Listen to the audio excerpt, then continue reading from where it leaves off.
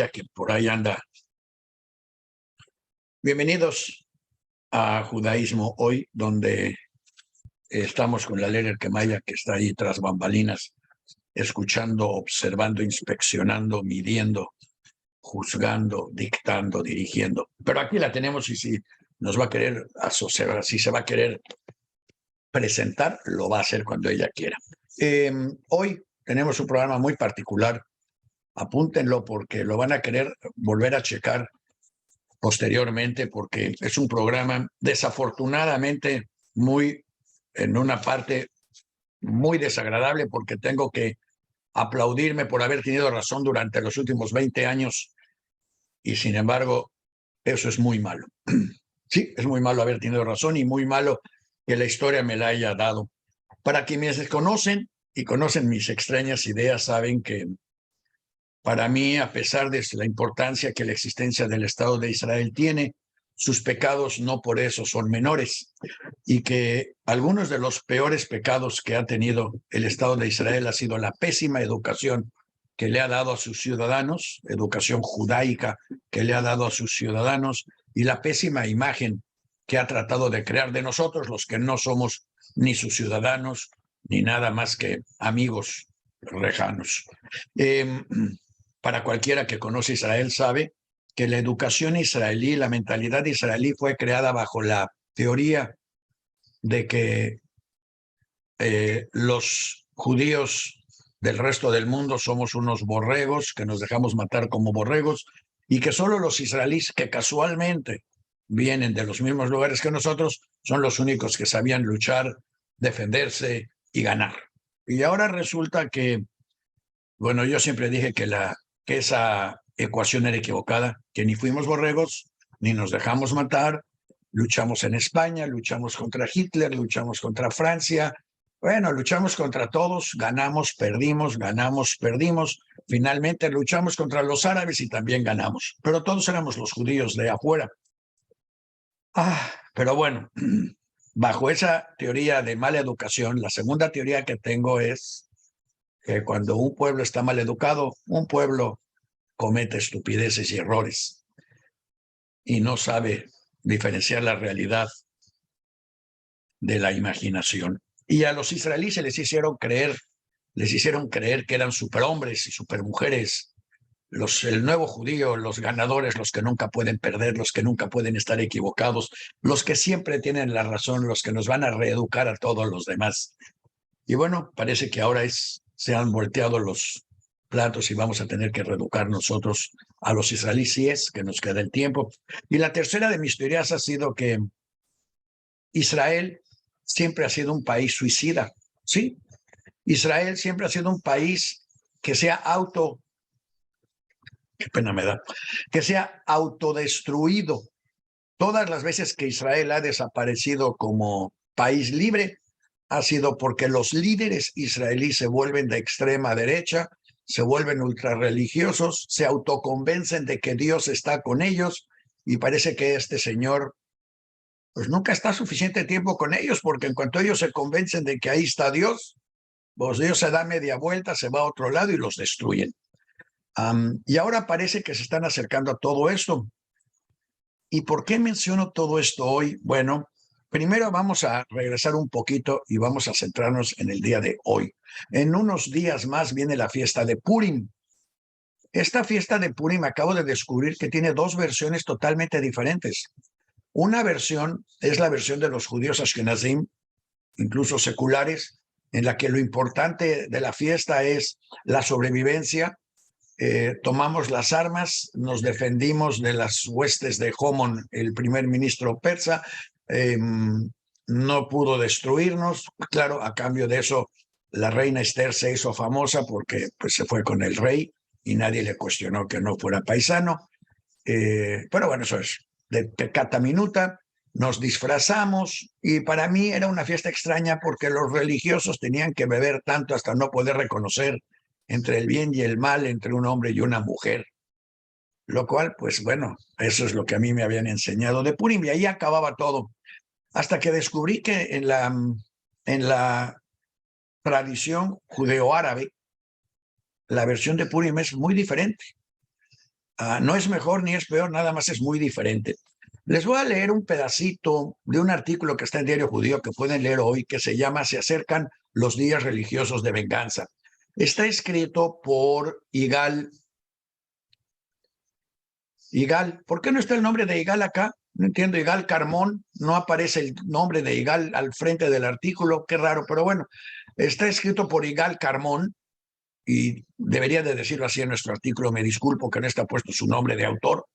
Y él recuerda, Igal Carmón, además que es originario de Libia, obviamente habla perfecto árabe, y por ese motivo en un país rodeado de enemigos árabes entró al equipo de agentes de seguridad que tenían que saber árabe y comprender la mentalidad árabe para poder confrontarla o acercarse a ella.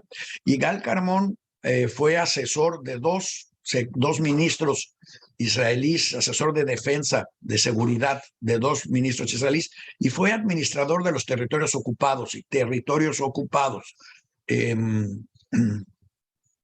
No deja de ser libio, no deja de ser de origen árabe, no deja de ser israelí, no deja de ser judío y no deja de ser muy fuerte y dramático en sus acciones.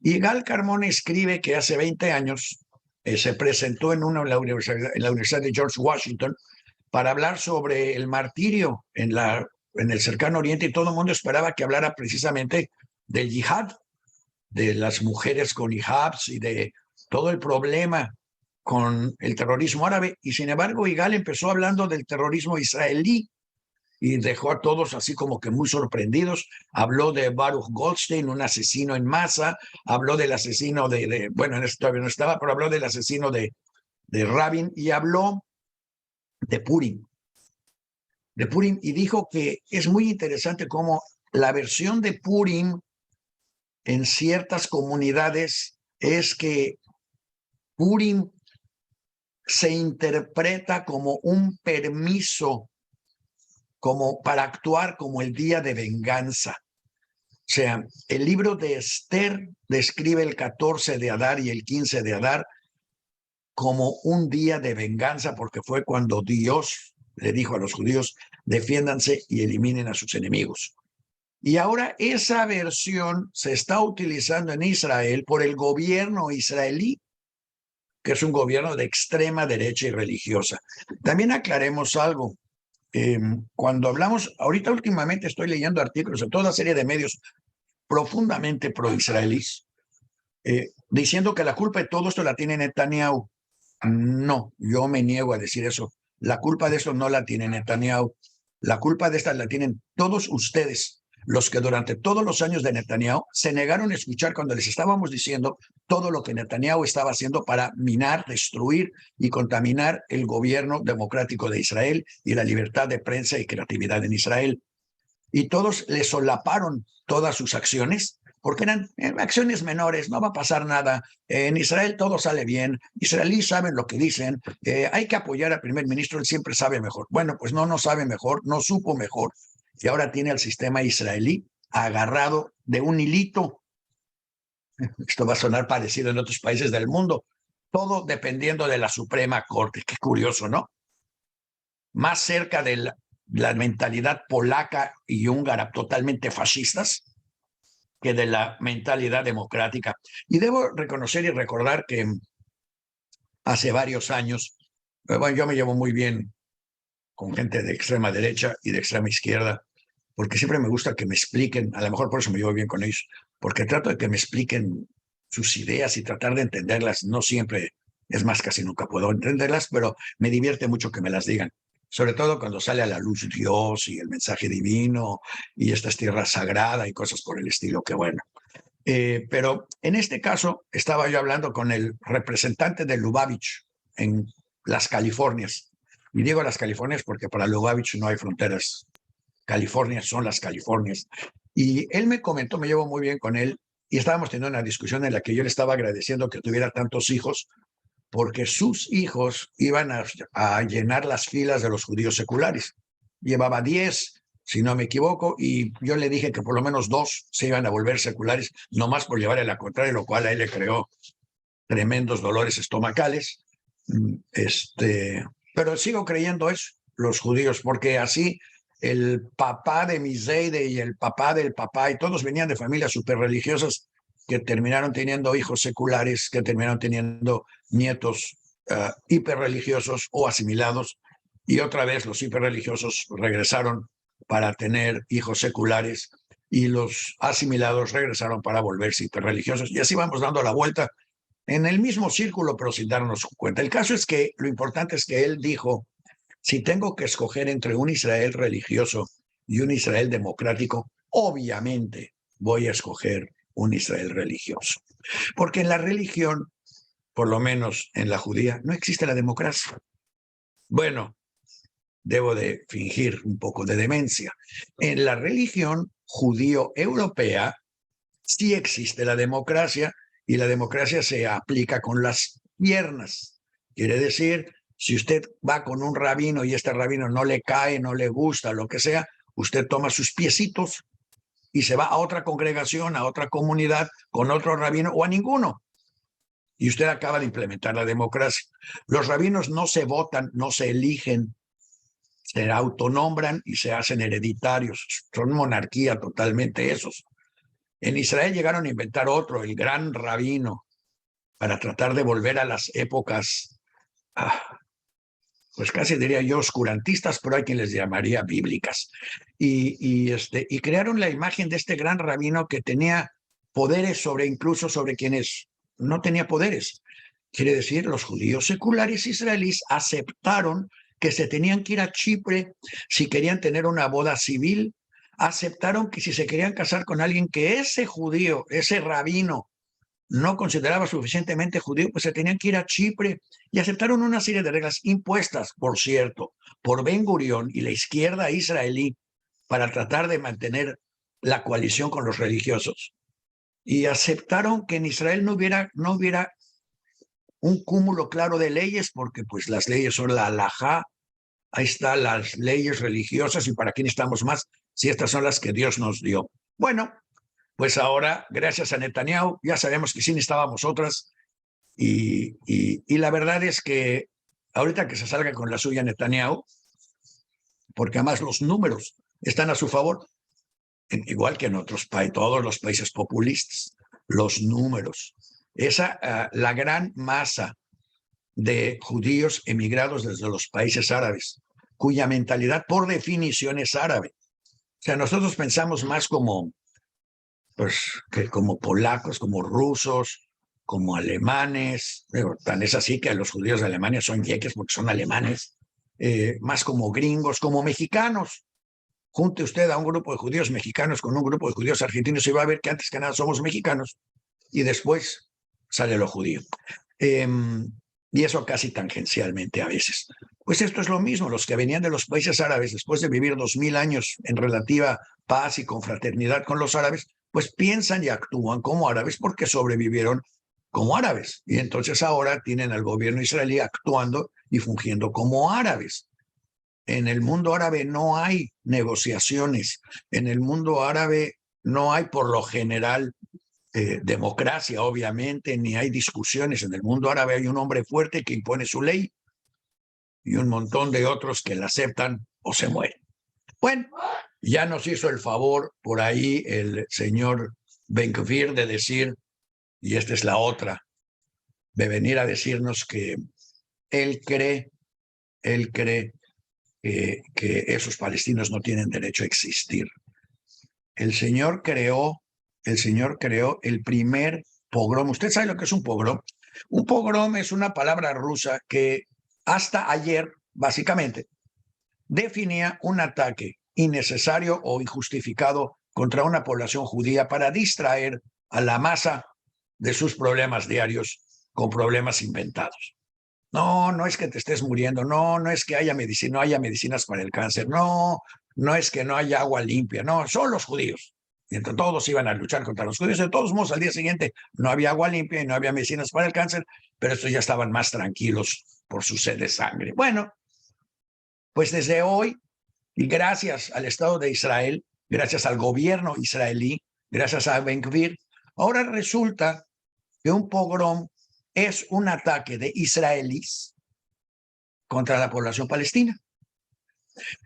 Tan obvio que por lo menos quedaban suficientes judíos conscientes en Israel que hicieron toda una recolecta, ya llevaban 1,5 millones, si no me equivoco, o 2 millones casi de dólares para indemnizar a los atacados, porque obviamente fueron atacados sin ninguna razón en sus propias casas y tierras, por el mismo gobierno, porque Ben Gvir es el gobierno israelí, por el mismo gobierno que les está tratando de quitar sus casas, que apoya el terrorismo israelí, pero destruye las casas de los terroristas palestinos. Y cuando sumamos a eso esta tremenda advertencia de Igal Carmón, decimos, bueno, quiere decir que en unos días, en la mente de toda esta gente, tiene el día de venganza, que todos conocíamos como Purim. Vamos a ir a una canción de Purim. A ver, tenemos por ahí una canción de Purim para que ustedes entiendan la contradicción del tema. A ver.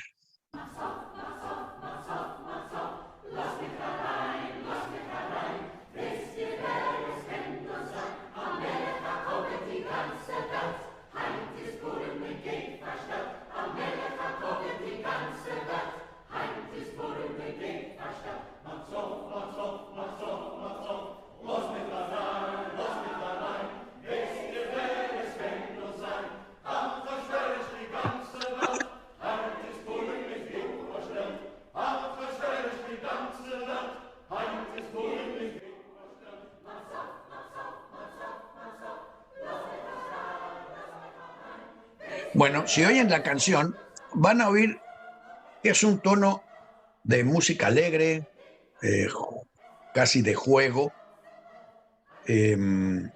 donde realmente se está hablando de disfraces, de Ahasveros, una Grager, una matraca para hacer ruido, y no se está hablando de atacar, no se está hablando de nada de eso. Vamos a quitar la canción para que no nos haga ruido en el fondo. Pero no es una canción de guerra, no es una canción de matanza, que según parece en el libro de Esther interpretado en esos territorios árabes, sí es un día de venganza. Pero venga, lo más interesante es que unos días después de eso empieza el Ramadán, otro mes completito, que es el mes del yihad y el martirio, interpretado por los mismos árabes, nada más que estos son los musulmanes, como el mes de la matanza, del yihad, de la guerra santa. Lo cual quiere decir que váyanse preparando, porque ahora resulta que en Israel, donde a los judíos sí están muy seguros, va a haber masacres de derecha a izquierda. Y esa imagen de país justo, de país moderno, de país democrático está a punto de hacerse pedazos por su extrema derecha, la misma extrema derecha que destruyó Israel durante la época de los romanos, la misma extrema derecha que la destruyó durante la época de los asirios. Así que preparémonos y recuerden, no todo ataque contra los israelíes es antisemita, que esa es la otra versión de la mala educación israelí. A lo mejor de todo esto aprende el sistema educativo israelí y empieza a enseñarle a su gente que los judíos de afuera somos iguales, si no mejores que los de adentro, que luchamos tanto o más que ellos, que casualmente ellos son judíos gracias a nosotros, que ellos no son invencibles, tampoco nosotros, pero que nadie depende de grandes rabinos. Probablemente dependemos de grandes mentes, pero no de grandes rabinos. Mientras en Israel tienen un gran rabino, el resto de los judíos del mundo tenemos a Einstein, tenemos a Freud, tenemos a muchas otras gentes y tenemos a grandes rabinos también, como el de Breslav, como el de Lubavitch, todos que son conocidos por la profundidad de su pensamiento, no por la sangre en sus espadas. En fin, Ben Gvir habla de desaparecer palestinos y luego se enoja cuando los alemanes lo critican y dicen, oye, ese discurso ya lo oímos y que dijimos desaparecer israelíes y judíos y le hicimos caso y ustedes pagaron las consecuencias. ¿No sería para que aprendas a no usar ese discurso? Y Ben Gvir contesta, ¿y quiénes son ustedes los alemanes para darnos lecciones? Pues son los inventores de la teoría de Goebbels, del populismo y de todo este rollo. Y los que saben cuál es la consecuencia de estas palabras. Rabin está muerto por estas palabras. La democracia israelí está casi muerta por estas palabras. Claro que los alemanes saben Y a lo mejor qué triste que tengamos que tomar una lección de los alemanes en Israel para entender lo que están haciendo. Bueno, los israelíes, y con esto voy a acabar y se los voy a dejar de tarea para que ustedes piensen, todo esto no es una opinión, todo esto son puntos para que ustedes piensen y mediten qué se va a hacer con todo esto. Los israelíes tienen que cuestionar por qué su inteligencia, sus mentes más cultas se están yendo del país. ¿Por qué están yéndose a Alemania, que es la comunidad judía de más rápido crecimiento? ¿Por qué no quisieron regresar de Ucrania, aunque estén en guerra? ¿Por qué están en Estados Unidos? Bueno, habría que pensarlo, ¿verdad? Y recordar que si destruyen la corte y la democracia israelí, nosotros los de afuera tenemos que empezar a pensar qué vamos a hacer, porque no podemos pasar nuestra existencia tratando de defender un país que no es defendible, que no se autodefiende a sí mismo, ¿o sí? No sé, esa es una pregunta. La otra pregunta es, ¿qué vamos a hacer? ¿Vamos a hacer un programa de transición a otro Israel? Porque una vez que hagan eso, nadie va a mover a Netanyahu y sus pandillas del lugar donde están.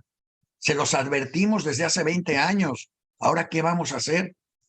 Si a mí me preguntan, hoy, cualquier judío que da un donativo a Israel y cualquier evangelista o no judío, lo que sea, que da un donativo a Israel, debe de mandar un mensaje a esas organizaciones diciendo, este mes no hay dinero hasta que no salga Netanyahu y su gobierno.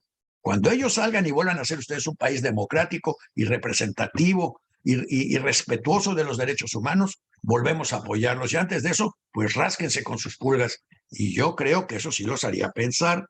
Pero bueno, es una idea. En fin, quiero subrayar, no considero que la culpa de todo este desastre sea de Netanyahu. La culpa empezó con Begin y se continuó, pero la culpa es compartida con todos aquellos que apoyaron estos gobiernos bajo el pretexto de que ellos saben lo que están haciendo en vez de cuestionar lo que estaban haciendo mal y dejarlos actuar libremente en todo. En esto termina el asunto, que por cierto, dado que estamos hablando de todo esto y de Purim, les voy a recomendar este domingo a las 11:30 hora de Nueva York, si no me equivoco, no, 11 de la mañana, 11:30 hora de San Diego, 1:30 hora de México. Hay una conferencia muy interesante porque es sobre Sigmund Freud y cómo Freud considera que el Yiddish es el inconsciente del judaísmo y cómo para entender entender la mentalidad del judaísmo hay que referirse al Yiddish y cómo lo hizo él para poder llegar a su teoría del psicoanálisis. A lo mejor hoy, más que nunca, es tiempo para que los israelíes también regresen a eso y empiecen a entender lo que es el judaísmo secular y el judaísmo creativo. En fin, ya fue mucho Purim, mucho Israel, muchas cosas medio negativas y cuestionables.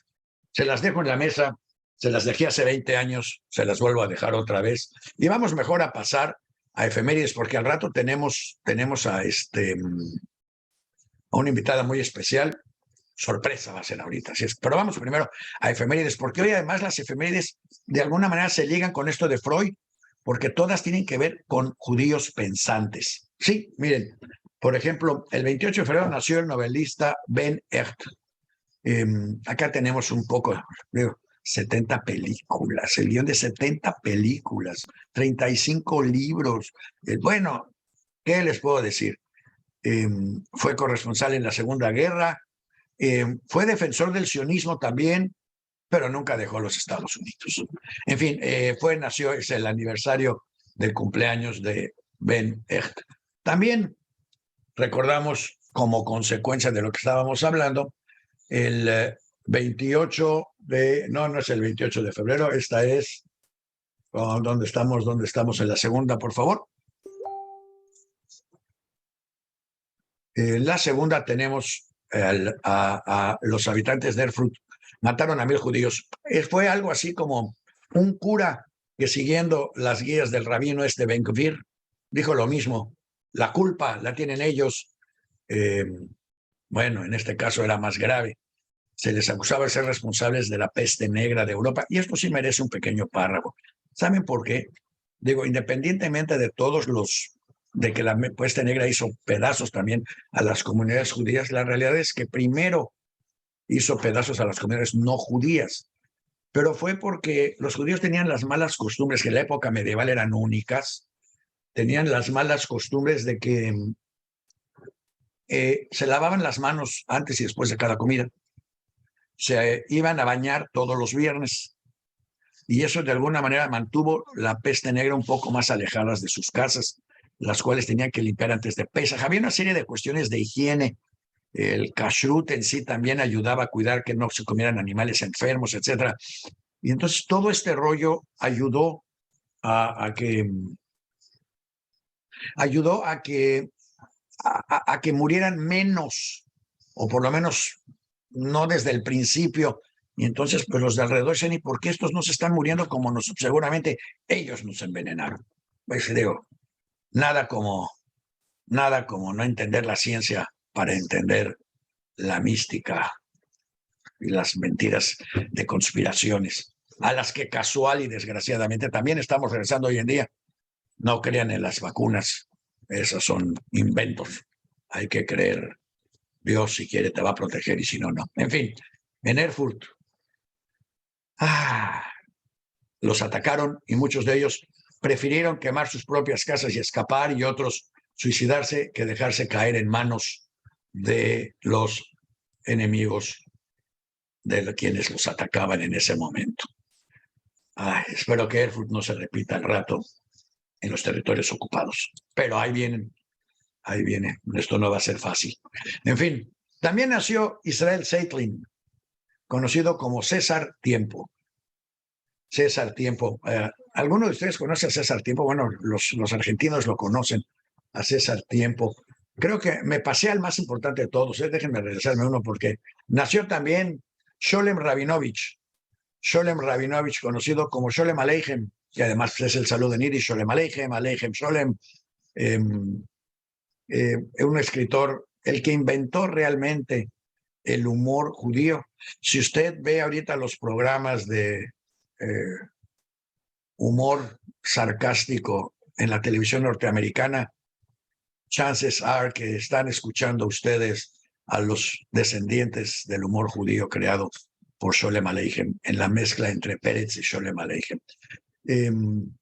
Sholem Aleichem, no casualmente, cuando murió, se juntaron más de 100,000 personas en la comitiva, y no solo no tuvo que matar a nadie, solo tuvo que hacer felices a muchos. Si usted nunca ha leído Sholem Aleichem, léalo, porque Sholem Aleichem, bueno, seguramente lo ha visto, a lo mejor vio Tevi el Lechero, que se llama Violinista en el Tejado.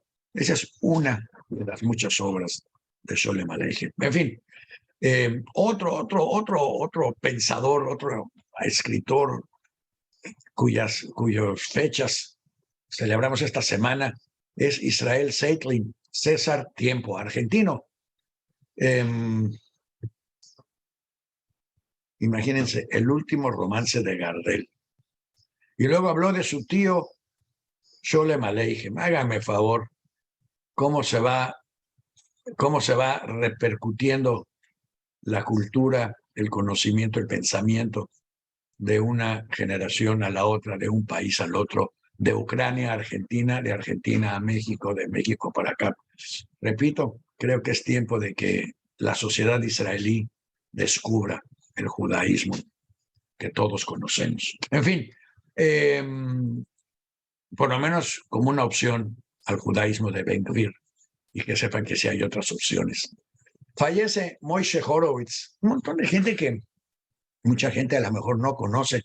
Moshe Horowitz, escritor de teatro, comedias de teatro en Yiddish, la misma línea de Sholem Aleichem, pero llevados también a los Estados Unidos, donde otro de los herederos de esta misma línea, pues nada más fundó King Records, es Sid Nathan, que murió el 5 de marzo del 68 en pleno explosión del rock and roll, que fue el movimiento que él prácticamente inició con sus discos, el cual, por cierto, estaba con él también Ash, que creó Folkways Records y que era el sobrino de Sholem Ash, de quien hemos hablado ya muchas veces.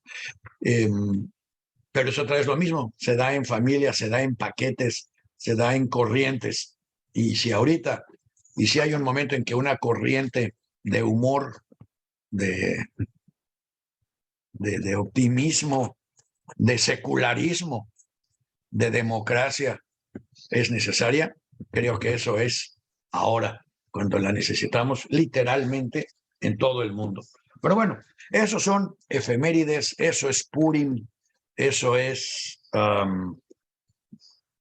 la realidad en la que estamos viviendo hoy. Así que vamos a mejor hablar de algo más bonito, de algo más bueno y de algo que además nos reúne con nuestra tradición histórica y que nos reúne con México. Y para eso tenemos acá de invitada, o a lo mejor nosotros somos nada más, estamos invitados de anfitriones para recibir acá a Shuli. Ya estará por ahí Shuli. Creo que ahí está Shuli, ya la vi, pero sin ¿Ya me micrófono. A ver, escuchas? ahí está ya Shuli con micrófono y todo. Shuli, Con bienvenida. micrófono. ¿Cómo están? Hola, hola. Bienvenida a la voz del judaísmo moderno, bienvenida a la voz de la comunidad, bienvenida a la voz de todo el mundo y a la tuya también. Cuéntanos, ¿por qué viniste? ¿Por qué te invitamos? ¿Qué hiciste? No, Entre bueno, otras cosas, sabemos entre otras, pero otras cosas, primero que nada, bueno, pues saludarlos, Shabbat Shalom a todos. Me siento muy contenta, muy honrada, como siempre, de poder participar en proyectos y en este espacio donde pues conozco a Isaac de ya de mucho tiempo, a Daniel también. Daniel, no me voy a equivocar de nombre, pero bueno, Daniel inclusive me puso una vez un reto de decirme, bueno, vas a ser presidenta de la Fundación Hispano-Judía en México, y bueno, ¿cuál es tu objetivo? ¿Cuál es tu misión? ¿No? Como que me puso, no, ya, para hacer más de lo mismo. Y bueno, esto fue hace 2 años, creo que han sido 2 años, un trayecto maravilloso de aprendizaje, de conocer la historia, no nada más a nivel internacional, sino en México sobre todo. Hay un legado increíble que rescatar. Bueno, me presento antes que nada. Primero, soy Shula Serur de Shrem. Soy la actual presidenta de la Asociación de Amigos de la Fundación Hispano-Judía en México. Y bueno, pues estamos muy felices y contentos de poder transmitir en este espacio que se me está dando para poder hablar de lo que hace la Fundación a nivel internacional. Nuestro presidente David Hachuel, quien tuvo la brillante idea, la verdad, en el 2016 de hacer esta fundación con la idea del rescate del legado sefardí, ¿no? En todas partes del mundo, y ser ese puente de unión, en este caso entre México, España e Israel. Y bueno, pues se ha venido haciendo un trabajo increíble desde entonces, en espacios culturales, de historia, presentaciones de libros, etcétera. Pero nuestro principal objetivo es lograr prontamente ya tener un museo. Quizás va a ser el más grande museo judío del mundo en España, Madrid. Entonces, ese es parte de nuestro objetivo principal. Y en México, pues hay mucho legado que platicarles, que contar y que rescatar, ¿no? Que estamos por así que comenzando, apenas empiezan a salir cosas interesantes que muchas personas pues no conocíamos, ¿no? Y que pues estamos ahorita pues en Oye, justamente. entre estas cosas, Shula, déjame cortar 2 segundos. Entre esas cosas interesantes, de repente apareció, nosotros nos topamos un día yendo a un evento en otro lado, alguien se nos acerca y nos dice, oye, ¿tú sabes que hay una migbe en Tasco? Digo, a ver, vamos, lo conocemos, platicamos con Shula y se empiezan a dar varios movimientos que están teniendo un punto culminante esta semana. Bueno, esta semana tuvimos ahí hace un mes más o menos fue una reunión con el secretario de Turismo y varias personalidades, pero esta semana fuimos. Platícanos un poquito de esto porque yo no creo que mucha gente esté enterada que hay una migbe que habla de 500 años de presencia judía en México. En medio de la nada apareció una migbe. Así es. Bueno, mira, lo que pasa es, no, estás equivocado de fechas. En marzo del año pasado, Isaac me habla en febrero y me dice, oye, Shula, vamos a ver las micves de Juliantla. Yo al tomar este cargo, todo el mundo me decía, vamos a las micves de Juliantla. Eli Zuli, el rabino historiador, Alice Goffman, gente que trabaja con nosotros como asesor, ¿no? Sobre todo en la parte cultural, ¿no? Me dice, voy a ver las micves. Entonces, hacemos este viaje. Y bueno, cuando voy llegando allá, la verdad es que sí me encuentro con un hallazgo, la verdad, maravilloso, que data del siglo XVI. Estas mikves que han sido, sobre todo la de mujeres, la principal del siglo XVI, ha sido conservada tal cual. O sea, que eso nos lleva a algo, un hallazgo increíble, ¿no? Tuvimos la suerte también de llevar a los rabinos de la comunidad Maguen David para que ellos atestiguaran, ¿no? Realmente que esto era una mikve, ¿no? Porque ya había un trabajo hecho anteriormente por los académicos, arqueólogos, etcétera, ¿no? Pero sí era para mí importante entender la parte de religiosa, sí, realmente era una mikve. Entonces, se dice que es una mikve, pertenecía a ciertas familias que vivieron en aquella época. Aquí les tengo también algunos nombres de familias como los Figueroa, los Fonseca, los Fitz, los Rosenberg, los Almeida, los Luna. Ellos fueron de los primeros, ahora sí que en llegar a este lugar como mineros. La hija, o más bien la hermana de Luis de Carvajal, el mozo, ¿no? Era Leonor, que se casó con uno de estos mineros y duró quizás 8 años este periodo donde ellos pudieron realizar a escondidas, pero su religión, ¿no? A no perder la fe, a tener un poquito esa libertad, ¿no? Ya sabemos luego el final, qué pasó con toda esta familia Carvajal, que los traen a México, los enjuician y pierden inclusive esta mina, el esposo de Leonor, ¿no? Entonces hay una historia maravillosa detrás de todo esto. Lo que estamos haciendo ahorita es que la Fundación Hispano-Judía pues ha hecho un trabajo ya de 1 año, no es nuevo, ya es de un mes, de hace ya como 6 meses que tuvimos una reunión con el licenciado Torruco, que le presentamos este proyecto, y él ya conocía del proyecto, porque ya había ido anteriormente con algunas personalidades de la comunidad judía, y mucha gente que la visita, ¿no? Sobre todo el sector religioso va mucho a ver la mikve. Y bueno, nos dijimos, bueno, va a ser algo que la fundación tiene que rescatar a nombre de toda obviamente de la comunidad judía en México. Es un trabajo que se hace en equipo, por supuesto. Isaac es parte también de este proyecto. Hemos trabajado mucho con la Embajada de Israel en México y ahorita actualmente estamos trabajando con licenciado Torup, toda la gente de Pueblos Mágicos, ¿no? Porque es un trabajo integral. Entonces, ¿qué se hizo ahorita esta semana? Pues se llevó un proyecto arquitectónico también para la restauración de toda esta plaza, ¿no? Llevamos nosotros al embajador de Israel porque pues él ha estado trabajando con nosotros, pero él no las había visto personalmente. Son 3 mikves. Abajo esa mikve se tiene todavía la duda un poquito de qué años son, ¿no? Esto es más nuevo, quizás alguien la puso en años actuales, no sabemos exactamente en qué época es, pero lo bonito de todo esto es que hay una historia maravillosa detrás de todo este proyecto.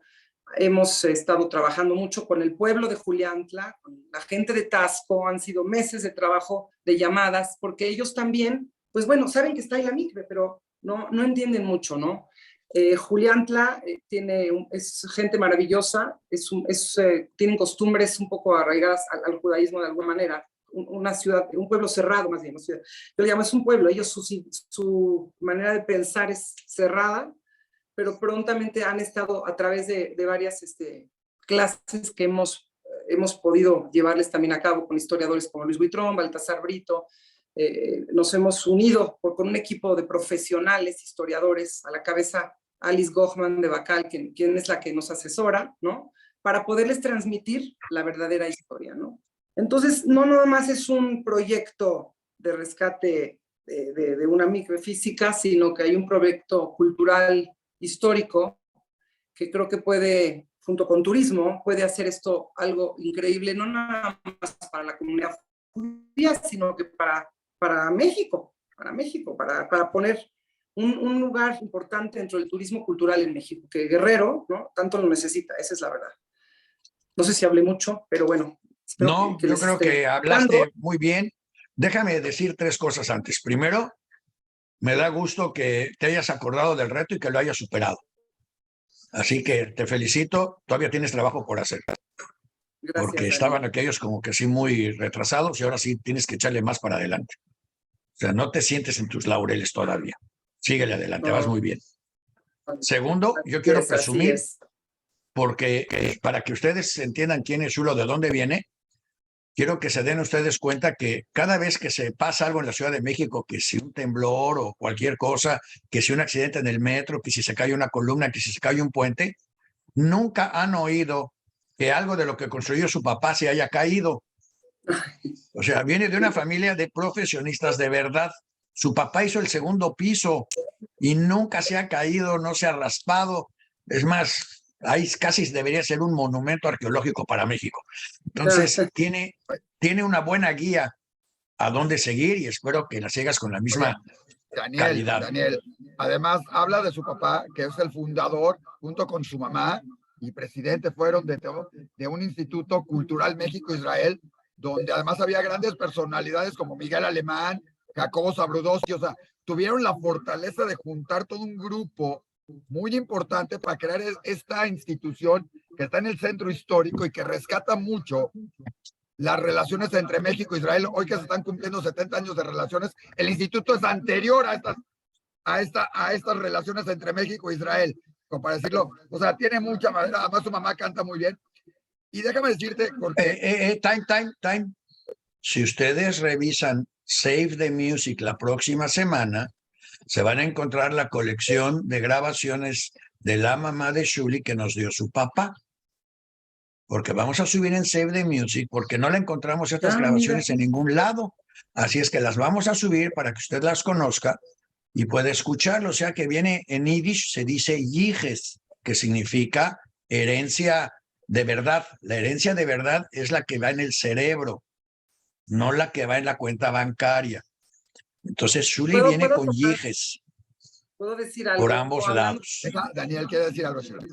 No, el legado, lo que es la palabra, ¿qué es un legado? Miren, yo vengo de una familia, sí, efectivamente, que he tenido la suerte de que he vivido una vida relacionada a esto, relacionada a la cultura, relacionada al judaísmo. Mi padre fue presidente también del patronato del Colegio Monte Sinai. O sea, toda mi vida crecí con los embajadores de Israel, con los que venían a ser aquí los directores de las escuelas. O sea, viví en un mundo que hoy puedo decir que es una culminación maravillosa de trabajo, ¿no? Porque lo aprendí en casa, el dar, el trabajar por los demás, ayudar. Aparte que fui presidenta de la WISO de México, que fue mi carrera realmente, ahora sí que en el voluntariado, en la filantropía. Hoy me puedo dar, ahora sí que decir que eso me dio estas tablas, ¿no?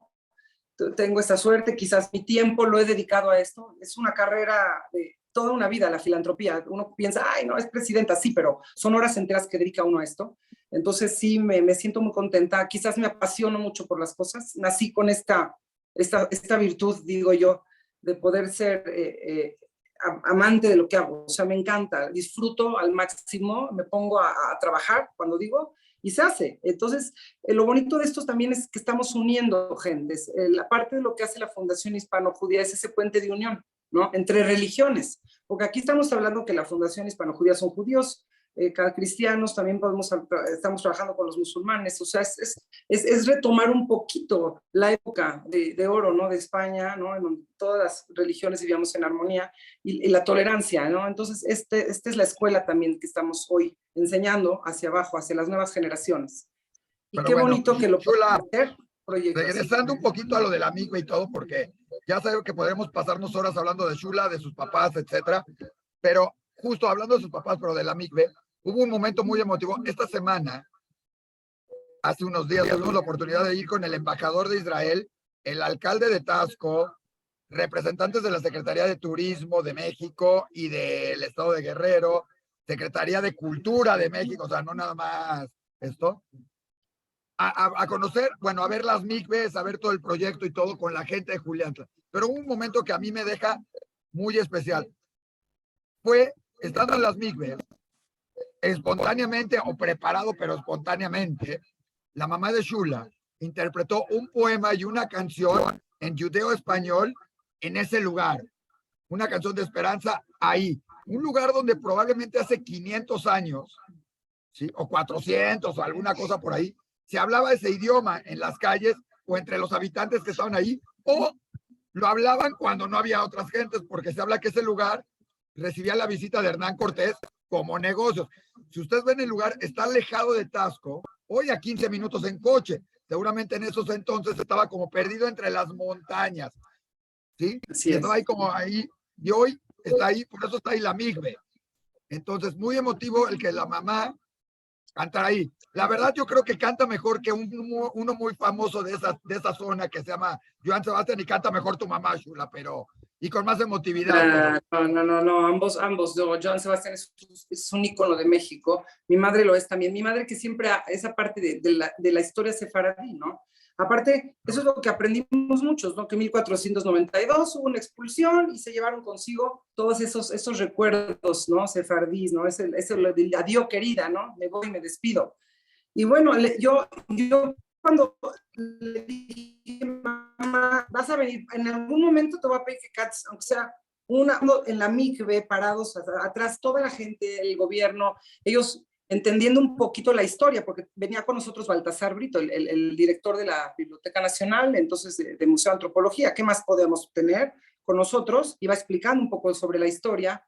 Previo a eso tuvimos un desayuno, un pequeño café, un refrigerio que nos ofreció la alcaldía de Taxco y platicamos, ¿no? Entonces el embajador estaba conociendo un poquito más la historia sobre México. Entonces canta mi mamá esta canción, esta romanza, y bueno, precioso. Dime, Daniel, ibas a preguntar algo. Yo quería sugerir que le dieras vida al proyecto, buscando o promoviendo que por lo menos una vez al mes haya un evento en judeo-español, sí, subrayo, judeo-español, no en esa otra palabreja que usan que no es correcta, en judeo-español, para rescatar no solo el idioma, sino la mentalidad, la cultura sefaradí en un lugar en tierra sefaradí, y que la gente pueda de alguna manera regresar a sus raíces o redescubrir las raíces de los otros y darle vida a una micve que pase de ser piedra a ser una voz sonora de una cultura en peligro de extinción.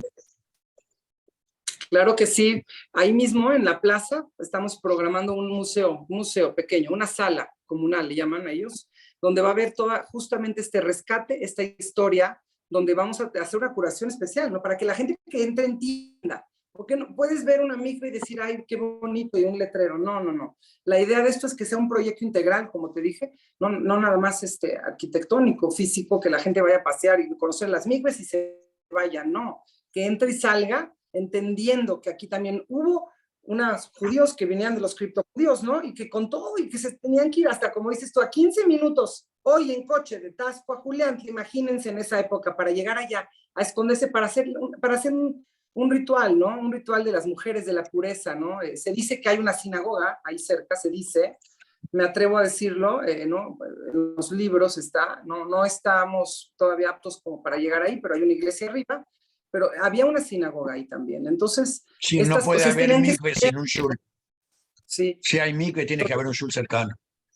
Entonces, está ahí, claro, están los vestidores, está esto, pero bueno, ahorita no vamos a eso, vamos a platicar sobre esta historia. Entonces, vamos a tratar de que cuando tú entres a este espacio, puedas recrear con una app o con todo aparte, físicamente, vamos a poder entender toda esta historia. Se va a hablar de toda esta historia desde que llegaron los judíos acá, como las conversiones, lo que fue los criptojudíos. Y yo admiro mucho realmente a la familia Carvajal, porque ellos son ese símbolo de la fe, de la esperanza, ¿no? Que nunca hay que perder, nunca hay que perderla, ¿no?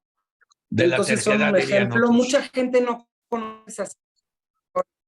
Te digo algo, Daniel, nosotros, sí, de la terquedad, pero te voy a decir algo. Yo, en lo personal, no conocí esta historia, o sea, conocí a los Carvajal, sabía, pero cada vez que va uno conociendo, como esto, se va uno adentrando realmente a la historia y la cultura, pues creo que podemos todos llenarnos de cosas nuevas, ¿no? No sé qué audiencia tengan, que conozcan realmente, pero hay mucho que se puede hablar de este tema. Aquí, acuérdate que aquí habrá otros lugares.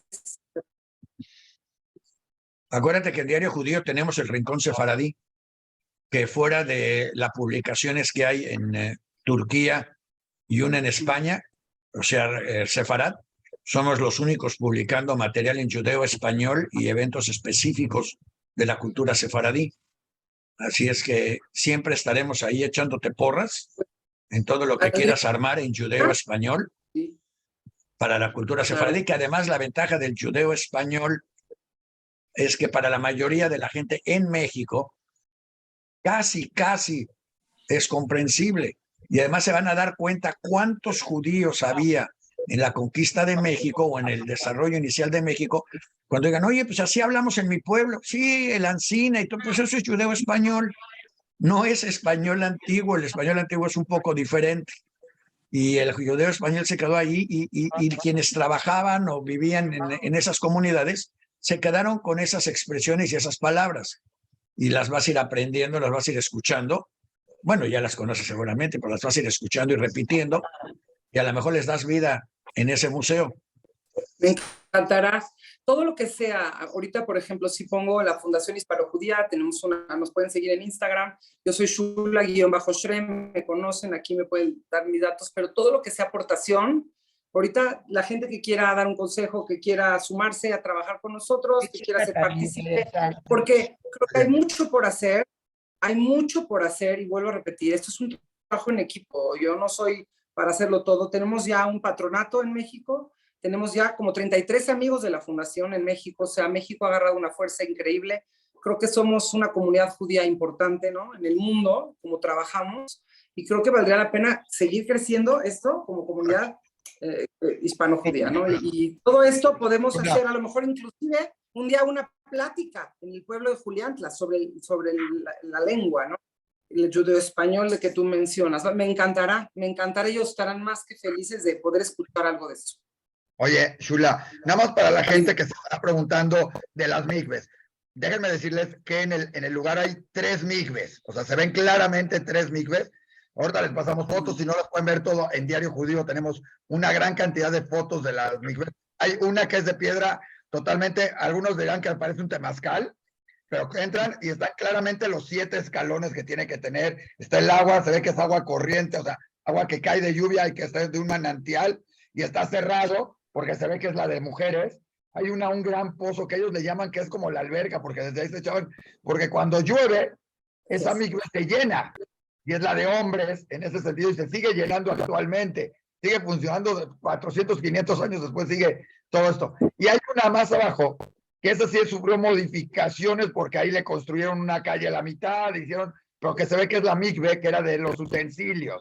Pero está muy claro en el lugar las 3. Y eso es lo que es impresionante e impactante, porque se siguen manteniendo. Curiosamente, ahí el pueblo detectó que había esto y ahí construyeron un pozo de agua a un lado para surtir al pueblo de agua, porque ahí es donde cae, o sea, que es justamente lo que da origen a una mikve, que es el agua de lluvia y la caída de la formación de un manantial. Cuando vinieron uno de los rabinos que vino, dice, para hacer todo esto hay que hacer muchas cosas para dar un certificado. Pero si sabe, huele, parece, se oye, funciona, tiene el agua y todo está como una mikve, es una mikve. Y además recordemos que hay varias historias también en el pueblo de Tasco, en la zona de Tasco, que hablan del origen del origen de muchos judíos ahí.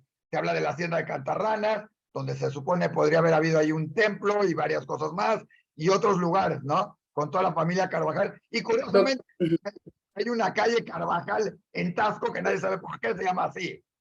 Yo te digo por qué, si me permites. Ya hice la investigación. Bueno, no hay nada que investigar, porque realmente no hay un Moisés como tal Carvajal, pero se está porque pusieron, basado en las leyes de Moisés, para que, por lo menos, para que no se dieran cuenta. Entonces pusieron el nombre de la calle así, ¿no? Esa es la versión. Hay una, como dice Isaac, hay una hacienda que se llama la hacienda de Cantarranas, el Chorrillo, que en esa época, que se le heredó Hernán Cortés, la construyó y se le heredó a sus hijos, ¿no? La hacienda constaba, luego fueron construyendo 19 casas, o sea, eran manzanas enteras que caían, o sea, y de esos edificios, bueno, pues quedan 2 hoy día, uno que es el edificio de la UNAM, y el otro edificio que es donde está ahorita la Secretaría de Turismo de Tasco, y toda la parte de atrás, que yo tuve la oportunidad de ir con los rabinos, viendo un poco el mapa y viendo, están las 12 tribus, o sea, ellos deducen que también pudo haber ahí habido vida judía, ¿no? Entonces, hay un tema interesantísimo, vamos a poder hacer, a lo que me refiero que ese rescate va a incluir una historia que contar, entonces la gente va a poder ir, visitar Tasco y ver la parte judía como una historia y van a pasar por los lugares. Entonces, bueno, creo que estoy todavía, ¿no? ¿Verdad? Si te sirve de información también el resurgimiento de Tasco exacto. como centro turístico se le debe a Jimmy Dubin, un judío de los Estados Unidos que llegó como guía de turistas, le fascinó Tasco, construyó el hotel, un primer hotel, luego empezó a crecer más y convirtió a Tasco en un centro turístico, que de alguna manera, Pues eso está muy interesante, poco científica, juntas las generaciones en beneficio de la población de Taxco. Claro, y ellos están súper felices. Quiero agradecer aquí no sé quién nos escuche, pero la verdad es que ha sido maravilloso el trato que hemos recibido de parte de toda esta gente y es increíble este intercambio cultural también, ¿no? Que ellos conozcan un poco más de judaísmo, nosotros respetando obviamente su iglesia, sus costumbres, nadie nos entraría a cambiar nada. Simplemente lo que se va a hacer es un espacio que se va a dedicar exclusivamente a esta historia tan maravillosa y apasionante de los orígenes de Juliantla, porque se decía Judeantla, ¿no? O sea, aquí tengo un escrito, ¿no? Que no, eso sí, yo no soy historiadora, lo repito, yo soy una líder que trabaja en pro de los proyectos, pero aquí dice que es una comunidad que según la historia oral fue fundada en el siglo XVI por un judío converso llamado Héctor Fonseca y se localiza en el municipio de Taxco, en el estado de Guerrero. Y por su fundación judía, a través de su historia, se ha conocido como Judiantla, Judeanea o Real de Mineral de Judianea. Y actualmente es Juliantla. Y otra versión es que su nombre se deriva de la tierra de Julián o lugar de Juliana. Entonces, bueno, hay un libro ahí también que tienen ellos del siglo XVII, de los bienes comunales, donde habla un poco de toda esta historia, ¿no? Entonces, hay muchos indicios, seguramente aparecerán otras cosas nuevas. Gente ahorita, a través de la ley, si quiero mencionarlo, la gente como que se le ha quitado el miedo y de decir, yo sí, tengo el apellido, la gente no lo decía, y ahorita tuvimos la experiencia de ir a un público completamente no judío, o sea, todos eran católicos, cristianos, y ellos todos sacaron pasaporte, entonces también quieren aprender un poquito más sobre su pasado, sobre Nuevo León, cómo se fundó el estado de Nuevo León, ¿no? Toda esta gente que llegó, ¿no? Pues hay mucho que hacer por México, los invito yo a que se nos unan. La fundación está abierta para tener amigos, asesores, ser parte de esto, una comunidad. Daniel, tú y yo lo hablamos ese día sentados ahí en San Diego viendo el mar y te dije, yo capto lo que tú quieres. Y eso hay que hacer una comunidad de esto. Es una comunidad que tiene mucho, mucho que aportar. Entonces, pues invitamos a todos a que se asocien contigo, a que participen, se inscriban en el Rincón Sefaradí de Diario Judío, aprendan judeo-español, escuchen la música en judeo-español que tenemos en Save the Music, el único lugar en el que se está rescatando la música en judeo-español en el mundo, en Save the Music, aquí con Diario Judío. Escúchenla, apréndanla, compártanla, y para terminar así con un poco jocoso y un poco de esas teorías de la conspiración, cuando estaba yo en España pasó lo mismo, porque descubrieron una sinagoga y al lado otra. Y entonces es que no entendemos por qué habría que haber dos. Y les dije, seguramente porque la primera mikve, llevándolo a Taxco, la primera mikve la hicieron los de Montesinaí, pero llegaron los de Maguen David y dijeron, no, y hicieron la segunda. Y entonces llegaron los de Betel y dijeron, no, entonces hicieron la tercera. Y entonces de pronto les puedes explicar que hay 3 mikves, porque así somos de complicados. Había 3 familias, hay 3 mikves y ya estamos construyendo la 4. Oye, Daniel, no, te voy a bueno, corregir. Eso fue teoría de... Hay 2 mikves, donde hay 2 comunidades judías, hay 3 mikves. Bueno. Una la de una comunidad, otra la otra comunidad, y una tercera la que no voy a ir porque no sabemos quién es. Pues va a haber 3 siempre, o 2, estas. La mikve a la que voy y a la que no voy, o el templo al que voy y al que no voy a ir. Entonces hay que poner los 2. Pero bueno, esto es un rescate muy interesante, Daniel. Algo muy interesante que se está haciendo en Juliantla. Sí, qué bueno que lo trajiste, qué bueno que Judío estás está haciendo participando. parte activa y que vamos a estar trayendo porque esto se ha ido sumando y ya se ha vuelto muy internacional y va a ser muy interesante ver cómo va. Y dentro de algunos años, poquitos, seguramente será un centro turístico muy importante porque como así visitan, alguien hizo una semejanza, la sinagoga de Toledo y lugares así que han quedado y que rescatan el judaísmo, la historia del pueblo judío, en lugares donde a lo mejor ni nos imaginábamos que hubiera habido personas de la comunidad, ¿sí? Bueno, pues ya viste, ahora ya pasamos del segundo piso del periférico al segundo sótano de Taxco y ahí seguiremos rascando por todos lados con esta familia. Y creo que cuando terminemos este proyecto, sí diremos, Daniel, o sea, hay una muy buena tarea que se está realizando, pero es un proyecto muy, muy mágico, le digo yo, y es una magia, haz de cuenta que está haciendo magia, sí hay mucho trabajo que hacer, Hay mucho por recorrer todavía, pero se va a lograr y estoy más que feliz. Me siento satisfecha y por supuesto por llevar el legado de la familia, pero el legado de los judíos al mundo, que creo que eso es importante, ¿no? Me encanta. Quiero Y siempre suponer que por cualquiera eso. puede pertenecer a tu fundación, ¿no? Claro, sí, No claro. tienen que ser Claro, sefaradís, hablen. ni No, tienen que ser no, árabes. tenemos Con que sean nada. humanos y estén vivos. Ashkenazim, tenemos gente Cristianos, católicos, españoles, Oye, pues claro que sí. eso es salvadoreños, una cosa que argentinos. aprendió Shula de su papá, No, Daniel. de hecho, ¿Fue qué? perdona, no, dime, ¿qué ibas a decir, Dani?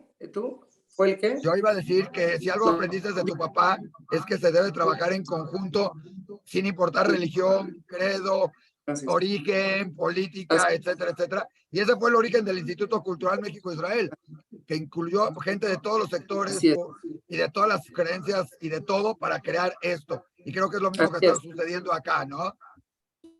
Una familia, es una familia, ¿no? Y lo importante es que pues estamos aquí ya y adelante, nosotros felices de poder aportar y de sumar y de hacer juntos en equipo lo que sea. Bienvenidos a la Bueno, fundación. pues También. llegaste a tu casa, así es que síguenos manteniendo informados de todo lo que hagas y de todos modos nosotros te seguiremos informando a todo mundo, invitándolos a que participen. Si me dices el correo al que quieres que te escriba la gente interesada en asociarse contigo, lo publicamos o como tú quieras, un correo, un teléfono, un WhatsApp. Tú dile a Isaac qué quieres que pongamos y lo ponemos. Claro que sí, claro que sí. Yo te mando la información, ¿no? Ahorita te la tengo que dar, ahorita te la mando por escrito. No, mándamela con Isaac y la ponemos en la memoria del programa. Vale, claro que sí, mejor. Prefiero ponerte los correos de la fundación, que es el que recibo, yo personal también con muchísimo gusto, y pues en Instagram, que siempre eso es lo más. Estamos Fundación Hispanofía, pero también en Shula-Shrem, ahí estoy al tanto de la gente y ahorita les mando los correos y todo, con muchísimo gusto. Oye, y una felicitación especial también a Jen Shrem, ¿Qué ibas a decir? hija de Shula, que además es la directora de la fundación y que está haciendo un trabajo extraordinario, uniendo, trabajando y aprendiendo, pero además desarrollando muchas cosas y organizando muchas cosas. Así que también vaya para ella una felicitación. La verdad, Daniel, sí te quiero decir que dices, necesitamos a alguien que me ayude aquí en México, un director. Dije, pensé, tengo una hija que estudió Relaciones Internacionales, que es aparte bien movida, con muchas ganas, mucho entusiasmo, y ella está como directora, y creo que hay que impulsar a los jóvenes. Eso es base en todo esto, la juventud, que se sume gente joven. Hay mucho que hacer juntos en equipo para poder, ¿no?, seguir adelante, no nomás como comunidad judía, sino todo lo que se puede plantear, ¿no?, para la sociedad, ¿no? Así es, y pregúntales, por favor, a ver si tú encuentras la fórmula o tu hija la tiene. ¿Cómo hacemos para llegar a esa gente joven para convencerlos que voten? Pues ahí sí. Bueno, sí, te lo dejo. pues ahí está el muro que nos hemos encontrado, pero si tú encuentras la fórmula, nos caerá de perlas. Hablando de gente que tiene que participar en todo, no solo en cosas judías, sino en todo el entorno en el que viven. En fin, se nos acaba el tiempo, ya nos pasamos, pero no importa, valió la pena. Gracias por acompañarnos, gracias por tu trabajo. No, gracias a ustedes y bueno, pues un saludo enorme. Bye bye, shalom. Muchas gracias y las preguntas que lleguen o lo que lleguen te lo iremos enviando en su momento. Claro que sí. Muchas gracias a todos y hasta la próxima semana en la que tenemos otra vez la historia de la semana más todo lo interesante para saber qué son, qué hacen y qué piensan los judíos de ayer, hoy y mañana. Muchas gracias. Gracias a ustedes.